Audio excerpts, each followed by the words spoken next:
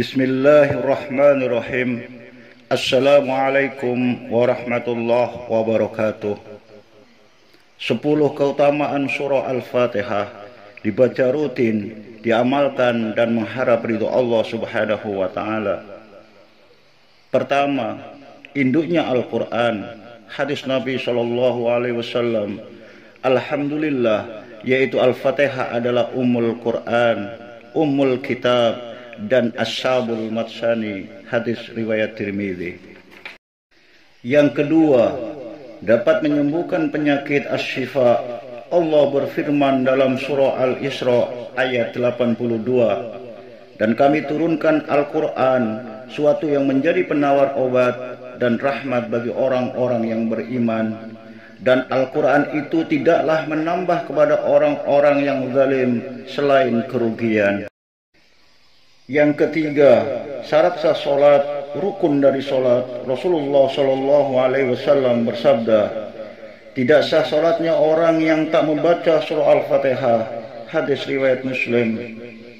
Yang keempat, surah yang mulia.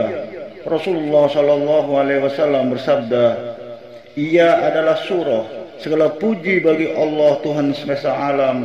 Ia adalah 7 ayat yang diulang-ulang dalam setiap rakaatnya, dan Al-Quran yang agung yang diberikan kepadaku. Hadis riwayat Bukhari, Abu Dawud dan Nasa'i. Yang kelima, surah yang paling utama. Rasulullah sallallahu alaihi wasallam bersabda, alhamdulillahi rabbil alamin, adalah ummul Quran, ummul kitab, asyabul masani, Al-Quranul Azim, as-salah, as-shifa dan ar-ru'ya. Hadis riwayat Tirmidzi. Yang keenam, terdapat munajat antara hamba dan Allah Subhanahu wa taala. Ini adalah untuk hambaku, dan dia akan mendapatkan apa yang 2 pintu. Hadis riwayat Muslim, Abu Dawud, Tirmidzi, Nasa'i dan Ibnu Majah. Yang ketujuh, surah untuk meruqyah. Rasulullah sallallahu alaihi wasallam bersabda, bagaimana bisa dia tahu Al-Fatihah merupakan ruqyah? Bagi-bagilah kambing itu dan berikan kepadaku 1. Hadis riwayat Bukhari dan Muslim. Yang kedelapan, setiap hurufnya mengandung pahala dari Allah Subhanahu wa taala.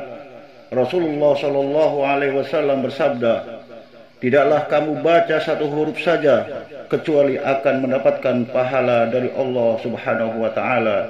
Hadis riwayat Muslim. Yang ke-9, sebagai doa untuk meminta jodoh.